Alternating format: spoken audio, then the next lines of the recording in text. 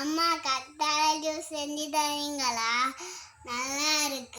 ஓகேடா செல்லக்குட்டி, நான் இப்போவே செஞ்சு தரேன். கத்தாழை ஜூஸ் போடுறதுக்கு நாங்கள் முதல்ல கத்தாழையை வெட்டி எடுப்போம்.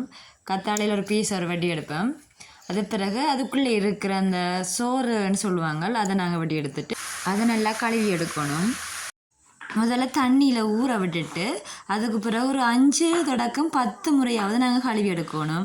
அதில் இருக்கிற அந்த சளித்தன்மையான அந்த கசப்புத்தன்மை போகும் வரை நல்லா கழுவி எடுக்கணும். கழுவி எடுத்த அந்த கற்றாழை சோறுடன் நாங்கள் அரை கப் அளவு தண்ணியை விட்டு கலக்குவோம். அப்புறம் நல்லா கரையும் அளவு, அந்த சோறு நல்லா கரையும் அளவு கரண்டியாலே நாங்கள் கலக்கி எடுக்கலாம். அதுக்கு பிறகு நான் என்ன செய்கிறேன்டா, இளநீயில் 1/4 கப் அளவு சேர்க்கிறேன். அதையும் நல்லா நாங்கள் கலக்கி கொள்வோம். பிறகு சீனி, இதுக்கு தேவையான சீனி 2 அல்லது 3 தேக்கரண்டியை நாங்கள் அதுக்கு போடுவோம். போட்டுட்டு நல்லா கலக்கணும். சீனி நல்லா கரையணும். கரையும் அளவுக்கு நாங்கள் அதை கலக்கி கொள்வோம். மேலதிகமாக இன்னும் நான் அரை கப் அளவு தண்ணியை விட்டு எங்களுக்கு தேவையான அளவு ஜூஸை தயாரித்து கொள்ளலாம். இதை நாங்கள் நல்லா கலக்கி கொள்வோம். ஜூஸை கூழாக்கிறதுக்கு நாங்கள் என்ன செய்வோம்னு சொன்னால், ஐஸ் கட்டியை சேர்ப்பேன்.